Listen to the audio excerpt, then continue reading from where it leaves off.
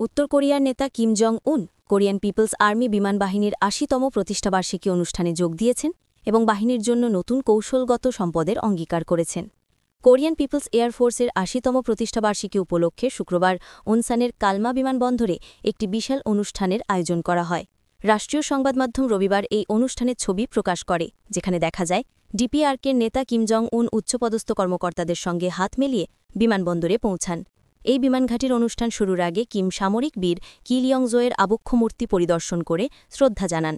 সামরিক মর্যাদার এই প্রদর্শনীতে দেখা যায় সুপ্রিম লিডার নিজেদের স্থান নেবার সময় সেনারা সুশৃঙ্খলভাবে দাঁড়িয়ে স্যালুট জানাচ্ছেন। কিম জং উন তার ঘনিষ্ঠ কর্মকর্তাদের সঙ্গে একটি দীর্ঘ লাল গালিচার ওপর দিয়ে হেঁটে যান এবং সমবেত সৈন্যদের স্যালুট গ্রহণ করেন। কিম ও তার কর্মকর্তারা যখন এয়ারফিল্ড জুড়ে সারিবদ্ধ সামরিক বিমান ও যানবাহন দেখছিলেন, তখন এই পদযাত্রা অব্যাহত থাকে, যা বাহিনীর সরঞ্জামাদিকে তুলে ধরে। অনুষ্ঠানের মূল আকর্ষণ ছিল একটি মনোমুগ্ধকর আকাশ প্রদর্শনী। কিম এবং তার কন্যাকে একটি পর্যবেক্ষণ মঞ্চ থেকে মনোযোগ সহকারে দেখতে পাওয়া যায়, যখন ফাইটার জেটগুলি আকাশে ড্রামাটিক অ্যাক্রোবেটিক পারফরম্যান্স করছিল।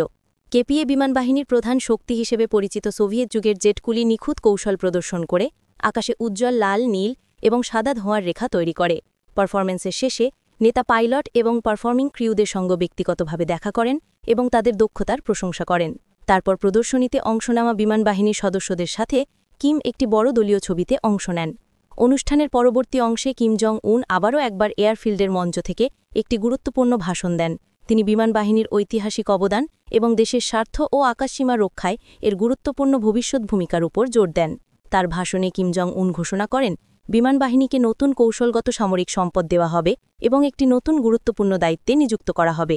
সুনির্দিষ্ট ব্যাখ্যা ছাড়া দেওয়া এই বক্তব্য আধুনিক উন্নত অস্ত্রশস্ত্রের সংযোজনের ইঙ্গিত দেয়, যার মধ্যে সম্ভবত সেই ড্রোন ও মিসাইল ব্যবস্থা অন্তর্ভুক্ত যা দেশটি পারমাণবিক প্রতিরক্ষা ক্ষমতায় ভূমিকা রাখে। বিমানবাহিনী কমান্ডের পক্ষ থেকেও একজন কর্মকর্তা মঞ্চে ভাষণ দেন। ভাষণের পর কিম জং উন কোরিয়ান পিপলস আর্মি এয়ারফোর্সকে ব্যক্তিগতভাবে দেশের সর্বোচ্চ সম্মান কিম জং ইল অর্ডার প্রদান করেন। এটি তাদের ৮ দশকের সেবাকে সম্মান জানাতে দেওয়া হয়। ফুটেজে দেখা যায় নেতা বিমানবাহিনীর পতাকায় পদকটি অন্তর্ভুক্ত করছেন, যা উপস্থিত কর্মকর্তা এবং অতিথিদের ব্যাপক করতালির দ্বারা অভিনন্দিত হয়।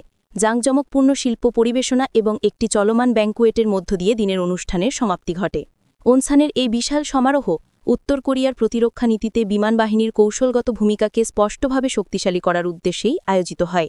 ৮০তম বার্ষিকী উদযাপন এবং নতুন কৌশলগত সামরিক সম্পদের প্রতিশ্রুতি দিয়ে কিম জং উন আঞ্চলিক উত্তেজনার মুখে তার দেশের বিমান ক্ষমতা, আধুনিকীকরণ এবং সামগ্রিক সামরিক অবস্থান জোরদার করার উপর নতুন করে আলোকপাত করলেন।